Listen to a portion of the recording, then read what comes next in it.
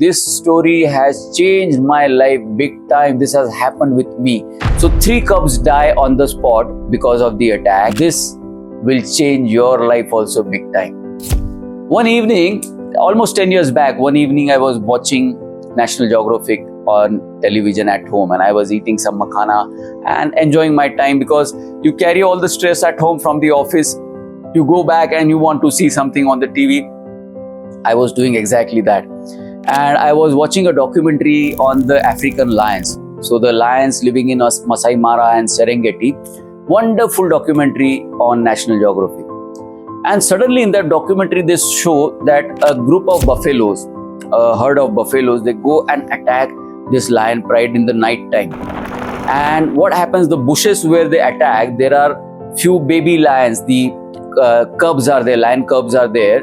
So 3 cubs die on the spot because of the attack, and 1 lion cub becomes a downer. Downer means his lower body gets paralyzed.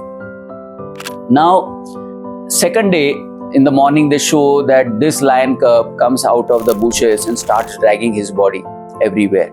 So his brothers and sisters, who are like in the age group of 1.5, they try to help this lion cub. His name is Junior. In that documentary, they've named him as Junior. Now they try to help him that come, we'll help you to come out of the ear, we'll help you to get in the pit, we'll help you to come out of the pit.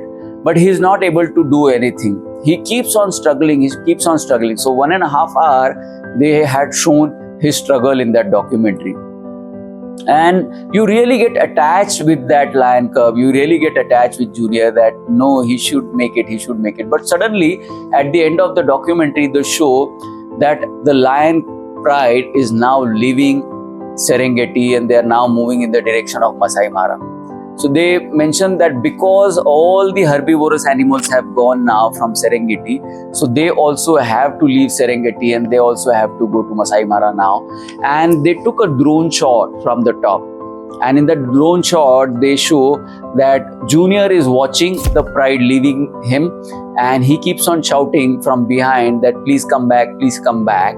But the pride has gone almost 1.5 kilometers, and there they end the documentary. I was so upset looking at that last closing scene of the documentary. I said, like, my goodness, what have they done? Like, I can understand that the lions are wild animals. They cannot have emotions. But humans who were there shooting that particular scene, they are humans. Why did they not rescue Junior? I went on National Geographic website and searched that documentary, and there was a comment of more than 1,500, 1,800 people who had commented exactly what I wanted to comment. I went there, I mentioned that how inhuman your camera team was, that they did not rescue Junior. It is so simple. You bring him to the city, get him cured, and for hardly any cost, he'll get cured, and you send him back in the jungle to his pride. It was so simple. Why did you not do? If I had been there, I would have taken care of Junior. I would have saved Junior. But unfortunately, your cameramen are not good human beings, and that is the reason they left Junior to die. And that night, I was like cursing those cameramen like anything, and I said, like, God, you should give such opportunity to me. If anything like that happens anywhere, I have money, I have power, I have the right intent, I can go and save animals. Next day morning, I came to the office. So one of the security guards, he opened my door, and then I came out of the car, and another security guard got a dog cub in his hand. This small puppy came, and I saw him, and I asked him that what is the reason, why are you holding this puppy?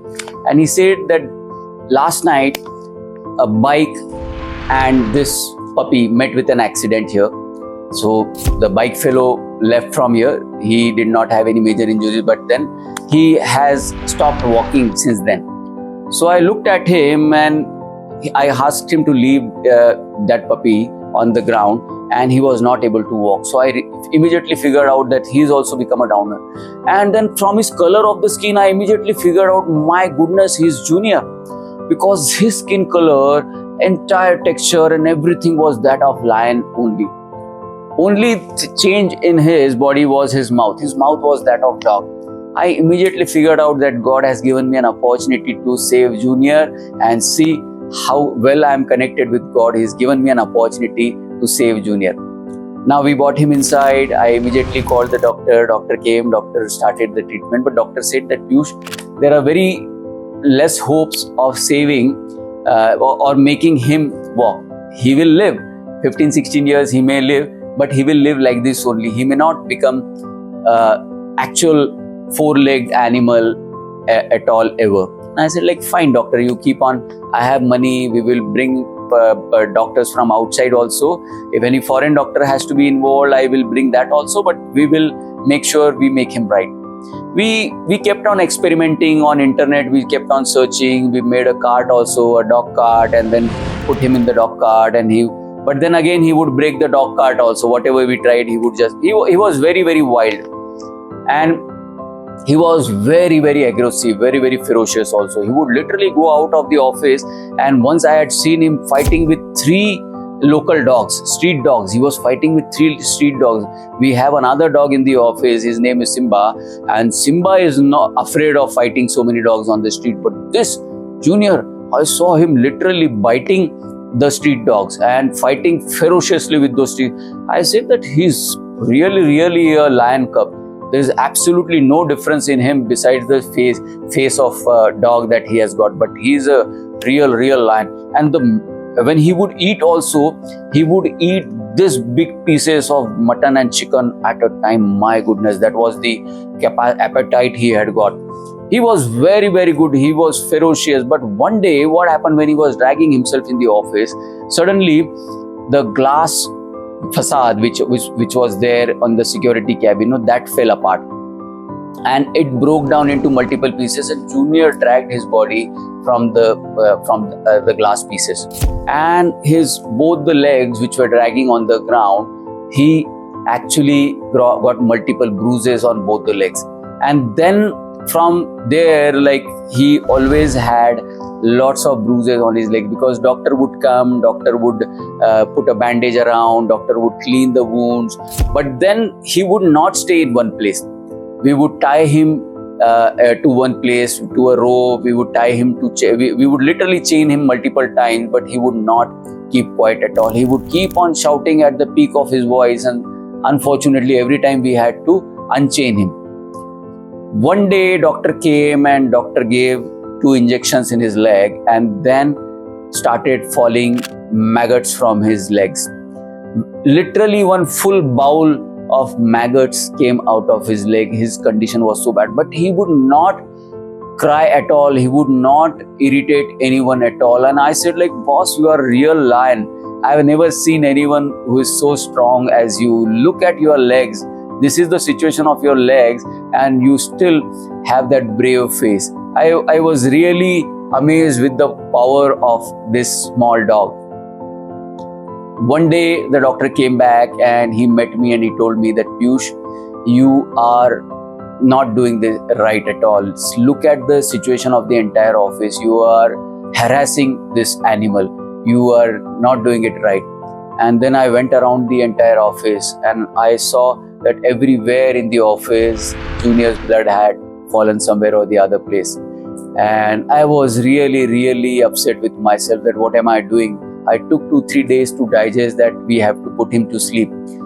Then finally I made a call to doctor. I told doctor, please come to office. And doctor came with the injection, and doctor told me that now I am going to inject this injection in Junior. You want to meet Junior for a couple of minutes? Please go ahead. I went to Junior. I started caressing with him, and regularly when I would put my hand around his neck, he would start loving me back. He would start licking my hands. But today he stopped doing that. He was not licking my hands, and he was not looking at anything else. He was only looking at my eyes. And I started staring at him. He was simply looking at him, not blinking his eyes at all.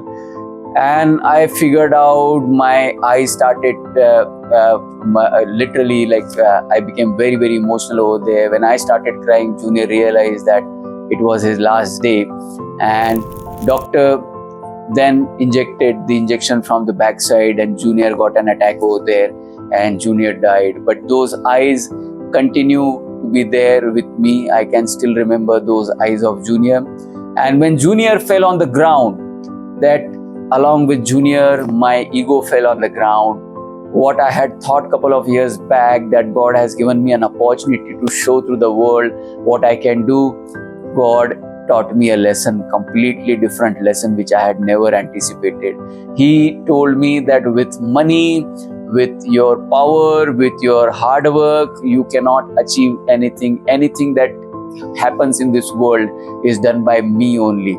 Entire world functions on what He decides, the supreme power decides. We don't know who He is, how He operates, but then whoever is the supreme power, He knows how to teach lesson to people who become egotistical like I had become at that point of time. I thought money and power and hard work can do anything, but no, you cannot achieve anything out of all these mighty things. The only thing I realized that day, that I have to surrender. The way Junior had fallen on the ground, I was also on the ground. I had surrendered myself to Dhamma. I had surrendered myself to the supreme power. Thank you.